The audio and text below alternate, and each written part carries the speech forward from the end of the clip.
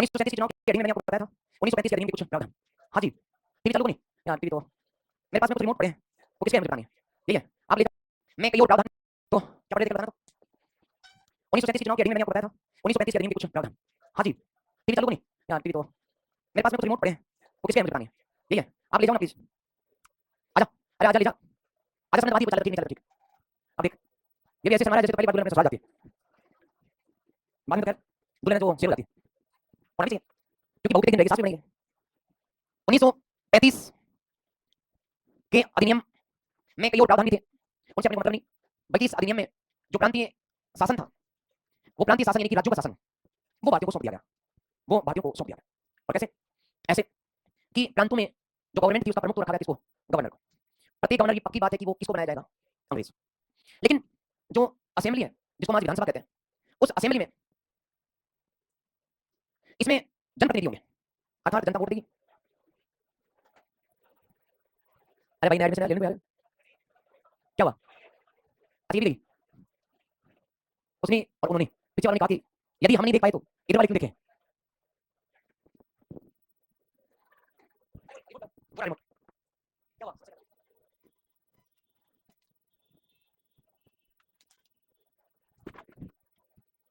तो इन्होंने क्या किया पता है कि सर हम डूबेंगे डूबेंगे और तुम्हें भी साथ लेकर डूबेंगे, इनका भी कर दिया। तो मेरी बात सुनो, 1935 के प्रांतीय शासन में जनता चुनाव करती और चुनाव के माध्यम से असेंबली के अंदर एमएलए जाते हैं। यहाँ एमएलए को दलीय बहुमत से सरकार बनाने का अवसर मिलता है। सरकार का मतलब है उस समय राज्य में जो सरकार का मुखिया होता है उसका नाम था प्रधानमंत्री, और वही प्रधानमंत्री शासन करता, उसका सहयोग मंत्री परिषद करती है।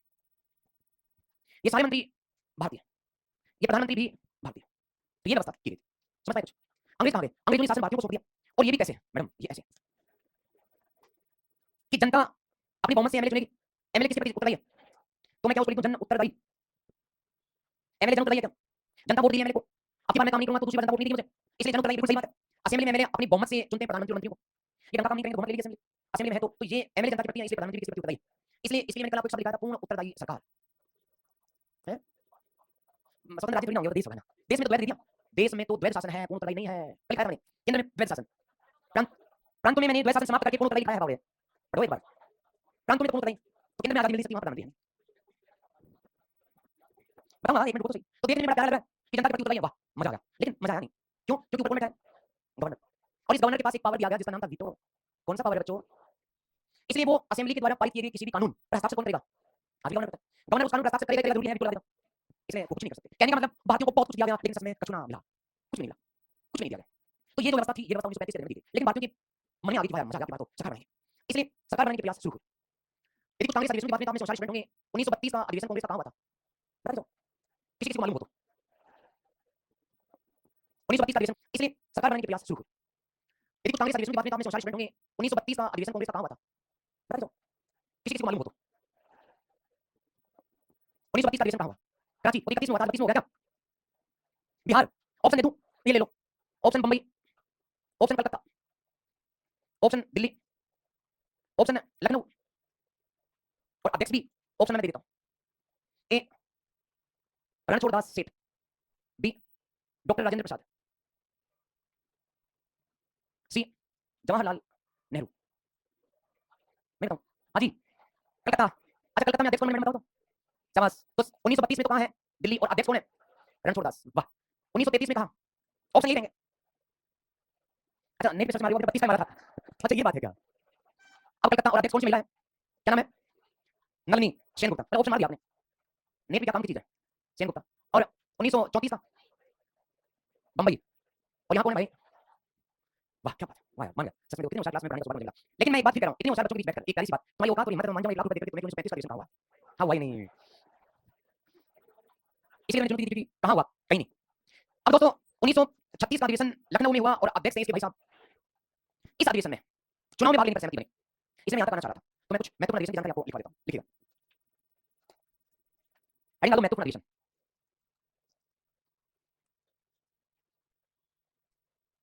महत्वपूर्ण अधिवेशन हेडिंग डालो, देखिए 1932 में कांग्रेस का अधिवेशन, कांग्रेस का अधिवेशन दिल्ली में आयोजित किया गया। इसकी अध्यक्षता सेठ रणछोड़ दास ने की। अगला लिखते हैं 1933 का अधिवेशन। याद रखें मैं वार्षिक शब्द नहीं लिख रहा हूँ, है ना? वार्षिक क्योंकि वार्षिक का चक्र खत्म कर दिया था 1929 के बाद, वार्षिक और विशेष का अंतर खत्म कर दिया। तो 1933 का अधिवेशन कलकत्ता में आयोजित किया गया।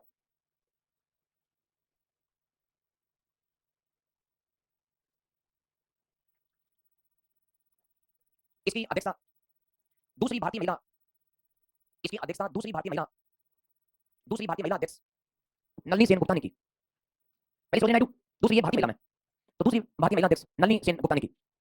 आगे देखिए 1934 का 1934 का कांग्रेस अधिवेशन बम्बई में हुआ। अध्यक्षता डॉक्टर राजेंद्र प्रसाद ने की। वो 35 36 में थे। बम्बई में डॉक्टर राजेंद्र प्रसाद ने की। इस अधिवेशन में इसी में मतलब मैं 34 वाली बात डिटेल से बता रहा हूँ। इस अधिवेशन में कांग्रेस की भावी रणनीति पर चर्चा की गई। अधिकांश नेता गांधी जी से असहमत थे और चुनाव में भाग लेना चाहते थे। अतः गांधी जी ने कांग्रेस से त्यागपत्र देकर गांधी जी ने कांग्रेस से त्यागपत्र देकर अपने आप को अलग कर लिया।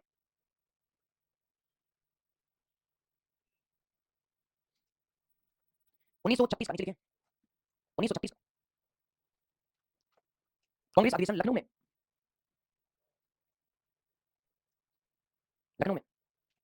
जेएल नेहरू की अध्यक्षता में संपन्न हुआ। कांग्रेस ने चुनाव लड़ने का प्रस्ताव पारित किया। कांग्रेस ने चुनाव लड़ने का प्रस्ताव पारित किया। जेएल नेहरू को चुनाव के लिए अध्यक्ष चुना गया। 1937 में कांग्रेस का वार्षिक अधिवेशन फैजपुर वार्षिक शब्द नहीं वार्षिक काट दो ना, सॉरी फॉर दैट काटा। 29 के बाद में वार्षिक शब्द नहीं रहा है, सुन लो। और दिसंबर में अधिवेशन नहीं हो रहे, मार्च अप्रैल मई जून तक भी मौका मिल जाता है। इसके पीछे कारण क्या था? इसके पीछे कारण था सविनय अवज्ञा आंदोलन के दूसरे चरण में कांग्रेस पर प्रतिबंध लगा दिए गए थे, गैर कानूनी संस्था। इसलिए कहा कि गैर कानूनी तो नियमानुसार तो अधिवेशन करने से मौका मिल जाए, चौका लगा लो बस। इसलिए फैजपुर, अब ये फैजपुर कहां पड़ता है? उत्तर प्रदेश, बिहार, महाराष्ट्र, कर्नाटक। देख लो मुझे क्या ऑप्शन मैं दे देता हूं, यूपी, बिहार, महाराष्ट्र और कर्नाटक। और तुम्हें पूरी चुनौती तुम तुम्हारे नेट का इस्तेमाल कर लो। देखिए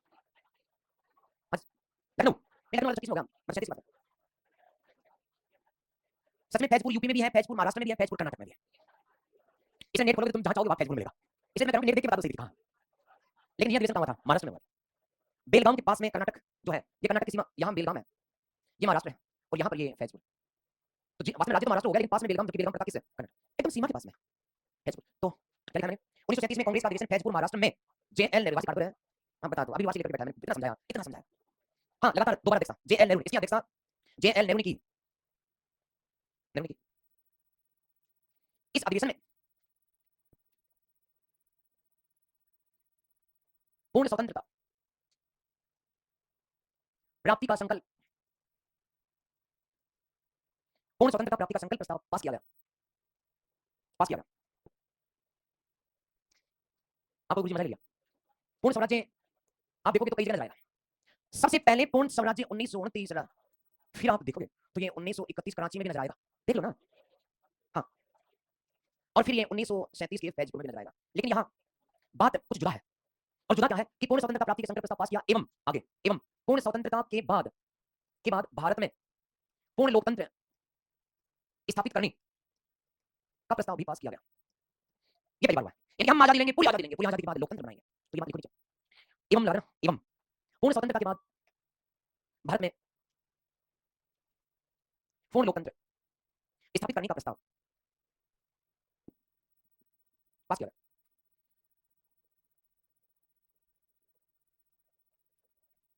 नीचे लिखें और लिखें 1937 के चुनाव में कांग्रेस के भाग लेने, क्रांति सरकार बनाने का प्रस्ताव भी पास किया गया।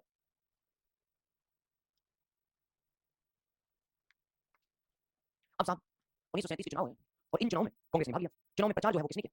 जवाहरलाल वही चुनाव के अध्यक्ष हैं। गांधी जी ने अपने आप को अलग रखा था कांग्रेस से। गांधी जी चुनाव की प्रक्रिया से बिल्कुल अलग। गांधी जी को पता था ये बरसाती मेंढक चुनाव में भाग लिया मानेंगे नहीं। अगर इनको चुनाव में भाग लेने दो, इनका जोश जो है, इनका अरमान जो है ठंडे हो जाने दो। जबकि खुद गांधी जी कहते थे कि सत्ता में भागीदारी ठीक नहीं है। एक तरफ हम 1935 के अधिनियम का विरोध करते हैं, दूसरी ओर उसी अधिनियम के तहत भाग लेते हैं, तो ठीक नहीं है। इसलिए गांधी जी बिल्कुल अलग। तो चुनाव प्रचार किया जेएल नेहरू। ये चुनाव प्रक्रिया के अध्यक्ष थे, कांग्रेस के चुनाव अध्यक्ष थे। इन्होंने सबसे ज्यादा मीटिंग के लिए प्रचार किया और एक दिन प्रचार करते करते करते करते असम पहुंच गए और असम की जेल में बंद थी वो लड़की भागिंदर लियू। उसे मिले और कहा कि मैं तुझे रानी बना देता। मतलब रानी की उपाधि दी, मतलब तुम भी बनाओगे मेरे को, ऐसे सब बुलाते हैं। रानी की उपाधि मैंने लिखा था आपको, रानी की उपाधि दी। और इसके बाद चुनाव प्रचार के बाद उस समय के 11 प्रांत थे भारत में, उनमें 5 प्रांतों में इन्हें बहुत ज्यादा बहुमत मिला। कांग्रेस के एमएलए आए तो पूर्ण बहुमत कांग्रेस को मिला। चुनाव तो मुस्लिम लीग ने भी लड़ा था और मोहम्मद अली जिन्ना भी कहा करते थे कि हम किसी से कम नहीं, 11 में से 5 में बना के रहेंगे और छठी भी देखना हमारी सरकार बनेगी। क्योंकि उस जमाने में आज के बांग्लादेश के मुसलमान, आज के पाकिस्तान के मुसलमान, आज के भारत के मुसलमान भारत में थे, तो बहुमत उसका जनमत उसका भी कम नहीं था। तो 5 प्रांतों में पूर्ण बहुमत, इनका नाम प्रांतों का यूपी है, अर्थात इसका नाम था संयुक्त प्रांत, मध्य प्रांत, बिहार, उड़ीसा एवं बंबई प्रेसिडेंसी। यहाँ कांग्रेस की सरकारें बनी। सरकार तो और भी बनी, जैसे नॉर्थ वेस्ट फ्रंट स्टेट, यहाँ खान अब्दुल गफ्फार खान ने सीमांत गांधी ने सरकार बनाई और ये भी कांग्रेस का ही अंग था। बाद में बंबई एवं असम, बंबई एवं असम में भी ये सबसे बड़ा दल बनकर उभरा और दूसरे दलों के कुछ एक सीटों का समर्थन लेकर कांग्रेस की सरकारें बनी। इस प्रकार कुल मिलाकर 8 राज्यों में कांग्रेस की सरकार बनी है। जी प्रश्न पूछा जाता है तो 1937 के चुनाव में कांग्रेस ने कितने राज्यों में? 8 राज्यों सरकार बनाई है। तो जैसे वो पूछा जाता है कितने आदमी थे? 8, 8 में सरकार बनी, आंकड़ा है। अब बच गए कितने राज्य? अरे 11 का हिसाब किताब दे रहा हूं। 3, 3 में से एक राज्य का नाम था सिंध और वहां सिंध का एक स्थानीय दल था, उसकी सीटें आई और उसने सरकार बनाई। ना तो कछु कांग्रेस को मिला, ना ही कछु मुस्लिम लीग को, दोनों ही ठंड गोपाल। ये सिंध कृषक पार्टी, सॉरी सिंध कृषक प्रजा पार्टी, सिंध कृषक प्रजा पार्टी। दूसरे नंबर पर था पंजाब, एकीकृत पंजाब, पाकिस्तान वाला पंजाब, भारत वाला पंजाब, मिला हुआ पंजाब, लंबा चौड़ा पंजाब। इस पंजाब में जो सिखों का जो दल था, यूनियनिस्ट, उन्होंने सरकार बनाई, सरकार बनाई। सिखों का दल था तो इसमें बड़ी भागीदारी किनकी थी? सिखों की। इन्होंने सरकार बनाई। अब अपने भाई साहब मोहम्मद अली जिन्ना की सरकार कहाँ बनी?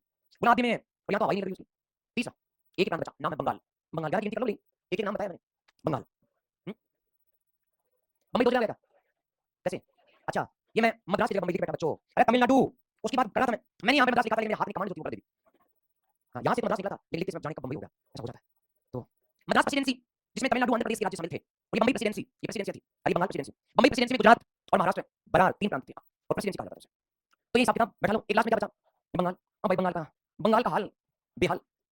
यहाँ भी सबसे बड़ा दल, किसी को बहुमत नहीं, लेकिन फिर भी सबसे बड़ा दल था यहाँ का लोकल, नाम था कृषक प्रजा पार्टी, मुसलमान थे और यहाँ अध्यक्ष जो था इसका, उसका नाम था फजलुल हक। हाँ साहब, और साहब इसके मुस्लिम लीग को भी सीट तो मिली लेकिन इतनी नहीं मिली कि अकेले सरकार बना ले। सीट कांग्रेस की भी ठीक ठाक आई थी, हालांकि दोनों से कम आई थी। बात यह है कि जिसने कहा था कि हम कांग्रेस से कम राज्यों में अपनी सरकार नहीं बनाएंगे, उसने कितने राज्यों में सरकार बनाई? एक में भी नहीं। मोहम्मद अली जिन्ना, बाबरा जिन्ना परेशान हो गया, उसे अपनी औकात का पता लगा कि कांग्रेस के सामने मैं कुछ ना कर सकता। तो अब तक कभी भी जिन्ना ने मुस्लिम लीग ने भारत से अलग होने की बात नहीं करी थी, लेकिन अब उसको समझ में आ गया कि यदि भारत रहेगा तो उसमें कांग्रेस रहेगी, कांग्रेस रहेगी तो मैं चुनाव के बाहर रहूंगा। मेरी महत्वाकांक्षा कभी पूरी नहीं कर सकता, इसलिए ना भारत रहेगा और ना उसमें कांग्रेस रहेगी, बनेगा पाकिस्तान जिसमें सिर्फ मेरी मुस्लिम लीग रहेगी। इसलिए जिस जिन्ना ने 1937 के चुनाव से पहले एक बार भी भारत विभाजन का शब्द नहीं लिया, जो हमेशा कहता था कि हमारे हिंदुओं के साथ कांग्रेस के साथ मतभेद है, मनभेद नहीं है, क्योंकि हम हिंदुस्तान की सरजमीन पर पैदा हुए हैं, ये हमारा मुल्क है और मुल्क से गद्दारी नहीं। लेकिन अब क्या करें, कहा से चुनाव नहीं होते तो भारत आज अखंड होता। चुनाव कितनी गंदी चीज आप समझ सकते हो। खैर, इसका दोष और भी नहीं है।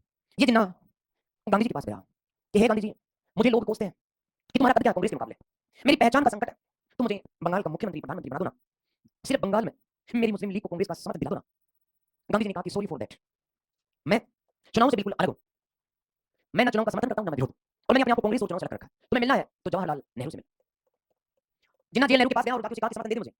जवाहरलाल नेहरू ने कहा कि दे दूंगा, बट तो कांग्रेस की घोषणा पत्र जो हमने जनता से वादे किया, घोषणा पत्र पर हस्ताक्षर कर दे, तुम्हारा समर्थन देखिए, मैं एक राज्य का मुख्यमंत्री बोले तो प्रधानमंत्री बना देंगे। अभी वो कर नहीं सकता।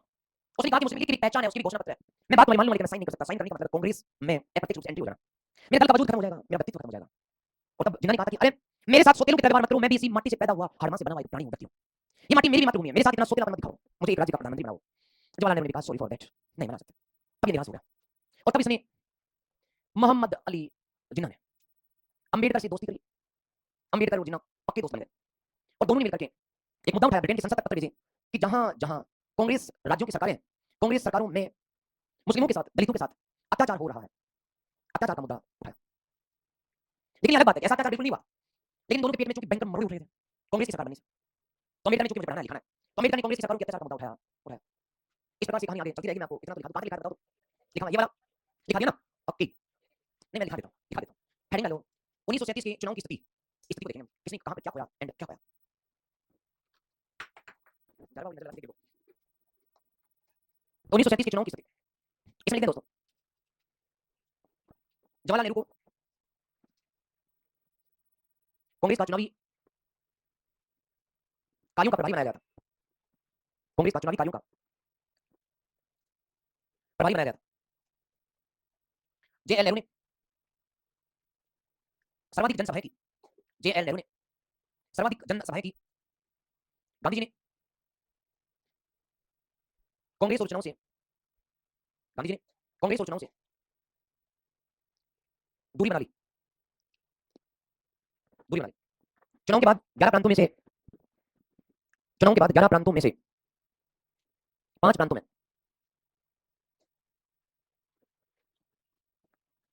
पूर्ण बहुमत कांग्रेस ने प्राप्त किया। इन 5 के नाम लिख दो, संयुक्त प्रांत, मध्य प्रांत, संयुक्त प्रांत, मध्य प्रांत, बिहार उड़ीसा, संयुक्त प्रांत, मध्य प्रांत, बिहार और उड़ीसा तथा मद्रास प्रेसिडेंसी, मद्रास प्रेसिडेंसी। लिखिए ओके, आगे लिखिए। उत्तरी पश्चिमी सीमा प्रांत में, उत्तरी पश्चिमी सीमा प्रांत में कांग्रेस के घटक, उत्तरी पश्चिमी सीमा प्रांत में कांग्रेस के घटक खुदाई खिदमतगार, खुदाई खिदमतगार के खान अब्दुल गफ्फार खान, खान अब्दुल गफ्फार खान ने सरकार बनाई।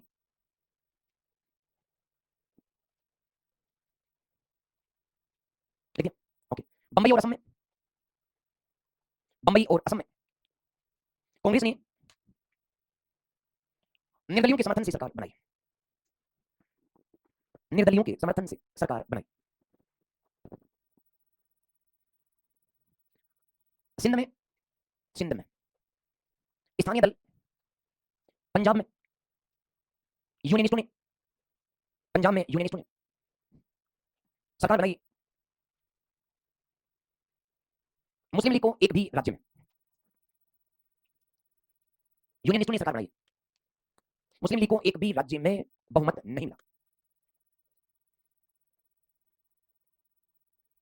निराश और हताश जिन्ना ने, निराश और हताश जिन्ना ने गांधी जी और जेएल नेहरू से मिलकर समर्थन मांगा,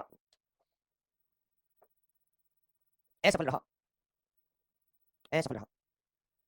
आगे अतः बंगाल की कृषक प्रजा पार्टी के साथ मिलकर, बंगाल की कृषक प्रजा पार्टी के साथ मिलकर मुस्लिम लीग ने सरकार बनाई, मुस्लिम लीग ने सरकार बनाई।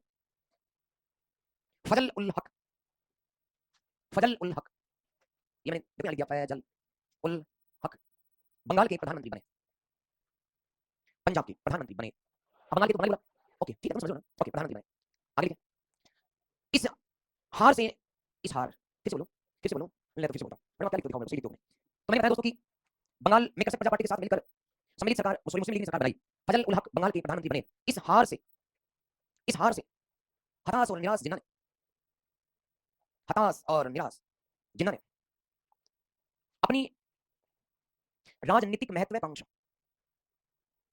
अपनी राजनीतिक महत्वाकांक्षा पूरी करने हेतु सांप्रदायिकता का मुद्दा खड़ा किया। अंबेडकर के साथ मिलकर,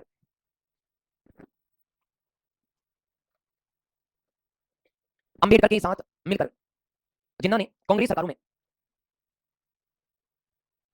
कांग्रेस सरकारों में अल्पसंख्यकों पर अत्याचार का मुद्दा उठाया। ओके आगे एक बात और सुन लो, फिर उसको लिख दो, खत्म करो। लेकिन सच यह है कि अत्याचार तो हुआ, वो बंगाल में हुआ था। बंगाल के नोआखली के हिंदुओं को सामूहिक रूप से वहां से पलायन के लिए बाध्य किया गया और इस कार्य में बंगाल के प्रधानमंत्री फजल उल हक का योगदान था। लेकिन मुद्दा उछाला गया, तो लिखने की जरूरत नहीं है। अब जैसे ही दोस्तों सेकंड वर्ल्ड वार में दूसरा विश्व युद्ध शुरू हुआ, दूसरा विश्व युद्ध ये कब शुरू हुआ था? सितंबर 1939 में। इस विश्व युद्ध में दो पक्ष थे, एक पक्ष जो था वो था ध्रुवीय राष्ट्रों का और दूसरी ओर थे मित्र राष्ट्र। ये जो दूरी राष्ट्र थे कौन कौन से? इटली, जर्मनी और जापान। इनकी राजधानी रोम, बर्लिन, टोक्यो। इसलिए इसे रोम बर्लिन टोक्यो दूरी कहा जाता है। रोम बर्लिन टोक्यो दूरी। इनके जो तीनों के जो तानाशाह थे वो बड़े कमाल के थे। इन्होंने सोचा कि एक देश पर राज किया तो क्या किया, एक महाद्वीप पर राज करते हैं। इटली का तानाशाह नाम था मुसो या मुसोलिनी। जर्मनी का तानाशाह था हिटलर। और जापान वाला कौन था? ये मैं बता दूं? ऑप्शन दूं? तो जो ऑप्शन ले लो। तो जो, मिसुबी, मुत्सुइतो। तीन ही बने मेरे से तो। उनमें भी मैंने एक नाम तो तानाशाह का लिखा, दूसरा उस समय के प्रधानमंत्री का लिखा, तीसरा उस समय के रक्षा मंत्री का लिखा, क्योंकि तीन ही जापानी नाम यहाँ तीन ही थे। अब और जापानी नाम आएगा नहीं, आपको पता लग जाएगा फिर। अब मैं राधे श्याम लिखूं तो चलेगा थोड़ी ना। तो कौन सा सही बताओ ना? एक, दो, तीन। सही है। तो जो था वहां का उस समय का पीएम, जिसे सुभाष चंद्र बोस मिले थे जापान में जाकर। लिखाऊंगा एंड बताऊंगा। तो मुत्सुइतो, इन्होंने प्लान किया, एक देश पर राज किया तो क्या किया, एक एक महाद्वीप पर राज करते हैं। और महाद्वीप चुन लिए इन्होंने। इटली बोला अफ्रीका मेरा। जर्मनी के हिटलर ने कहा कि मैं तो यूरोप खाऊंगा, पूरा खाऊंगा। जापान बोला हम एशिया में, एशिया एशिया वालों का है। नारा लगाया किसने? जापान ने। इसके खिलाफ मित्र राष्ट्र खड़े हुए जब हिटलर ने एक साथ फ्रांस, पोलैंड और अन्य देशों पर एक साथ अटैक किया और 14 दिन में तो फ्रांस को ए से जेड तक खा गया। एक भी गांव नहीं बचा जहां हिटलर का अधिकार ना हो। दुनिया ने देखा 14 दिन में फ्रांस जैसा महाशक्ति खत्म। हिटलर की शक्ति बहुत ही अनुपम थी। उसने पोलैंड को 8.5 दिन में, एस्टोनिया को 1.5 दिन में, लातविया को 3 दिन में, लिथुआनिया को 6 दिन में अधिकार कर लिया और स्वीडन और नॉर्वे को तो 1 दिन में लगा, दोनों को 1 दिन में रोक दिया। क्योंकि हिटलर की शक्ति बहुत ज्यादा थी। उसका परिधि युद्ध, मैं थोड़ा सा बताऊं तो परिधि युद्ध जो है, मैं बता मुझे ध्यान नहीं रहेगा, मैं ऑप्शन पढ़ा रहा हूं, ये आप जीके की क्लास है। तो इंग्लैंड पर भी अटैक ठोक दिया उसने। इंग्लैंड पर लंदन में जोरदार बमबारी की 1940 में। पूरा लंदन जो था तहस नहस हो गया। चर्चिल चिल्लाया कि सच में शैतान बहुत ताकतवर है, लेकिन हम लड़ेंगे, हम आत्मसमर्पण नहीं करेंगे। इसलिए भारतीयों को मनाने के लिए 1940 में उन्होंने अगस्त प्रस्ताव रखवाया था। खैर बातें हैं बातों का क्या। लेकिन मित्र राष्ट्रों में शामिल थे एक इंग्लैंड और फ्रांस। और जब इंग्लैंड का बैंड बाजा हिटलर ने बजाया तब अमेरिका दूर दौड़ाया, क्योंकि अंग्रेज इंग्लैंड से निकल अमेरिका हो गए भाई, इसलिए यूएस है। और तीसरी गलती कर दी थी जापान ने, अमेरिका के पर्ल हार्बर पर अटैक ठोक दिया। इसलिए फिर हिटलर को पता था कि यूरोप में जीतूंगा जीतूंगा, सबसे बड़ा देश है रूस। उसने प्लानिंग की थी कि रूस इतना बड़ा देश है, जनसंख्या थोड़ी, तो उसने तय किया था कि रूस को साइबेरिया के अंदर एक राज्य दे देंगे, बाकी में जर्मन बस्तियां होंगी, बिल्कुल वंदे मातरम ट्रेन चलेंगे वहां पर। तो पूरी प्लानिंग थी कि बर्लिन से पूरा रूस कैसे जुड़ेगा, रूस नहीं वो जर्मनी होगा। रूस पर भी जब परिधि युद्ध होगा तो रूस भी इनकी साइड में आ गया। इस प्रकार से ये दूसरा विश्व युद्ध, क्योंकि इंग्लैंड ने 3 सितंबर 1939 को इस जर्मनी पर आक्रमण किया था, तो उसने इंग्लैंड ने भारत को भी शामिल कर दिया। इसका मतलब इधर जीतने वाले राष्ट्रों में ये कौन सा था? भारत। सबसे ज्यादा सेना तो लड़ी भारत की थी। और हिटलर को जो सबसे पहली हार दी थी वो टुकड़ी बीकानेर की ऊँटों की सेना की विशाल टुकड़ी थी। और महाराजा गंगा सिंह खुद खाई में थे, जो ऊँटों की सेना को कमांड कर रहे थे। और उस खाई पर, उन ऊँटों पर हिटलर की सेना नियंत्रण नहीं कर पा रही थी, क्योंकि ऐसा ही उन्होंने पहली बार देखा था कि ऊँटों के ऊपर छोटी-छोटी तोपें लगी हुई है। और वो तोपें हिटलर की तोपों को घुमाने में पूरा का पूरा धुआं पड़ता था। और ऊँट तो यूँ घूमते ही तोप का मुँह घूम जाता था और ब्राम हिटलर की तोपें उड़ने लगी। उसको लगा कि ऐसी भी सेना। तो महाराजा गंगा सिंह ने पासा पलटा था। और यहाँ दोस्तों चीन भी इन्हीं के साथ था। अब हमारे पेट में दर्द क्यों उठा? वो इसलिए उठा, गांधी जी के पेट में दर्द क्यों उठा? वो इसलिए उठा कि सहमति के बिना भारतीयों की सहमति लिए भारत को भारत को दूसरे विश्व युद्ध में शामिल कर दिया। और कहा गया भारत को कि आपका जर्मनी से खतरनाक युद्ध चल रहा है। जर्मनी से युद्ध की घोषणा कर दी गई और साथ में भारतीयों पर आपातकाल लगा दिया गया और साथ में प्रत्येक भारतीय जनता पर युद्ध कर भी लगा दिया गया। गांधी जी ने कहा बाबरो, हमारी जापान की कोई सीमा नहीं लगती, हमारा आज तक मनमुटाव नहीं हुआ, तो फिर हमारा जर्मनी से तो जर्मनी से हमारा युद्ध चल कैसे सकता है? गरीब जनता पर आपने टैक्स क्यों लगाया? हमसे बात करो पहले कि भारत का युद्ध जर्मनी से क्यों चल रहा है? जर्मनी की बात कर रहा है। तो अंग्रेज ने कहा चल रहा है, तुम चुप रहो। गांधी ने कहा चुप नहीं रहेंगे हम। गांधी ने कहा पत्र दे दो मैं। इसलिए नवंबर 1939 में कांग्रेस के सभी 8 जो मंत्रिमंडल थे ने त्याग पत्र दे दिया। तो जो सरकार बनी थी वो सिर्फ 2 साल चली, 37 में बनी थी, 39 में बनी, तो नहीं समझ बात। ओके, अब लास्ट में बताओ, कांग्रेस की सरकारें त्याग पत्र देंगी तो किसके पेट के मरोड़े ठीक होंगे? जिन्ना और साथ में अंबेडकर। पता है जिन्ना एवं अंबेडकर ने 23 दिसंबर 22 सॉरी 22 दिसंबर 1939 को एक दिवस मनाया था जिसका नाम था मुक्ति दिवस। कांग्रेस से मुक्ति, कांग्रेस के अत्याचारों से मुक्ति, और इसको मुक्ति दिवस के रूप में मनाया। ये आपके पूछा हुआ है तो कहानी पूरी समझा दी, लिखा दो। लिखोगे चाहो तो दोबारा पूछ लो, और नहीं लिखो तो फोटो खींच लो। लिखोगे चलो तो मैं लिखा देता हूं। देखो मैं एक बार लिखा दो फिर रिपीट करूंगा, मजा आएगा बिल्कुल। मैं कहां तक लिखा है? ओके, ये वाला मतलब है नहीं आपके, चाहो तो जिसको उतारना है उतार लो, बाकी आपके सिलेबस का पार्ट नहीं है। हाँ कोई साइड में कोई ऑप्शन के साथ सुमित करने जोड़ दे तो मैं कह नहीं सकता। तो चाहो तो उतार लो, चाहो तो फोटो खींच लो, चाहो तो छोड़ दो। को इंग्लैंड ने जर्मनी के विरुद्ध सेकंड वर्ल्ड वॉर शुरू किया, भारत को भी शामिल किया।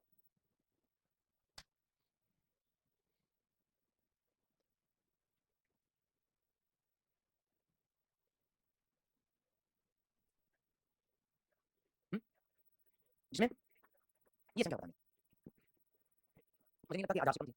नहीं सभी में अलग अलग संख्या, एक फिक्स नहीं है, सब ज्यादा नहीं, जनसंख्या के हिसाब से। तो है मेरे वतन के लोगों लिख रहे हो या फिर फोटो खींच रहे हो? अच्छा लिख दो। आज इसको दिखा दो, तो सही समझदार, बहुत समझदार। Thank you. मतलब पड़ोसी मार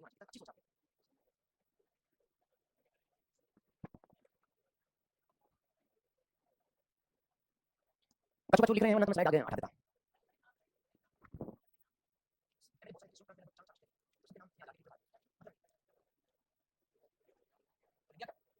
चेंज कर दूं क्या?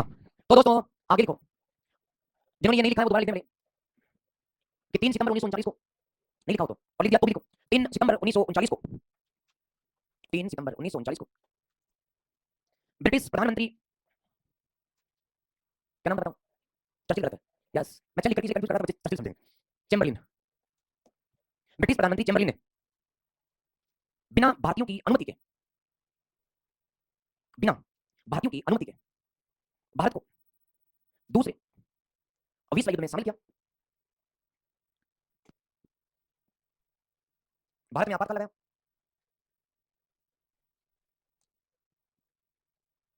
जनता पर युद्ध कर, जनता पर युद्ध कर लागू कर दिया। आगे लिखेंगे, गांधी जी सहित भारतीयों ने विश्व युद्ध में बिना भारतीयों की सहमति के, बिना भारतीयों की सहमति के युद्ध में शामिल किए जाने का, युद्ध में शामिल किए जाने का विरोध किया। कांग्रेस के निर्देश पर, गांधी जी के निर्देश पर, सॉरी, गांधी जी के निर्देश पर नवंबर 1939, गांधी जी के निर्देश पर, गांधी जी के निर्देश पर कांग्रेस मंत्रिमंडलों ने, अजी दोबारा सुनो, गांधी जी के निर्देश पर कांग्रेस, यहां में लिखा गांधी जी के निर्देश पर नवंबर 1939 में कांग्रेस के 8 मंत्रिमंडलों ने ताकत दी। मैडम कुछ नहीं बोला, तुम यहां से देखो एंड लिखो, देखो एंड लिखो, देखो एंड लिखो। गांधी जी के निर्देश पर नवंबर 1939 में कांग्रेस के 8 मंत्रिमंडलों ने ताकत दे दिया, या कांग्रेस मंत्रिमंडलों ने ताकत दे दिया। तो कब दिया दोस्तों? नवंबर 1939 में। अच्छा आपने तो दिया क्या? शाबाश वेरी गुड। तो आप ये बताओ ना प्लीज, इन कांग्रेस मंत्रिमंडलों ने ताकत दिया कब था? अपने साथी से पूछो, आप बता दो कोई डेट। शाबाश वाह मैडम। तो कोई एक डेट थी नहीं, क्योंकि कबू ने कभी दिया, कबू ने कभी दिया, इसलिए इसकी डेट नंबर याद रखना, एक फिक्स डेट नहीं है। ओके इसे बताइए, इस पे कहां से बताएंगे? तो थैंक यू वेरी मच, आपने डेट नहीं बताई वरना गलत हो जाती। हां समझदार के लिए भी बहुत बड़ी बात होती है। तो आगे लास्ट बात लिखो, मंत्रिमंडलों के त्यागपत्र के बाद, मंत्रिमंडलों के त्यागपत्र के बाद अंबेडकर और जिन्ना ने मिलकर, मंत्रिमंडलों के त्यागपत्र के बाद अंबेडकर एवं जिन्ना ने 22 दिसंबर 1939 को मुक्ति दिवस मनाया।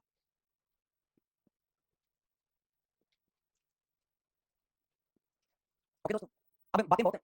1938 का अधिवेशन, 1939 का त्रिपुरी अधिवेशन, गांधी जी और सुभाष चंद्र बोस की आखिरी जंग, अध्यक्ष बने सुभाष, लेकिन गांधी जी की चुनौती देने के बावजूद गांधी जी ने कहा आउट, और फिर सुभाष का जीवन शुरू हुआ भारत के बाहर, लेकिन आज नहीं। और कल हम भारत छोड़ो आंदोलन भी प्रारंभ करेंगे, अब तो करीब आ गए हैं, चिंता की बात नहीं। तो ओके दोस्तों, इसी के साथ इजाजत, नमस्कार।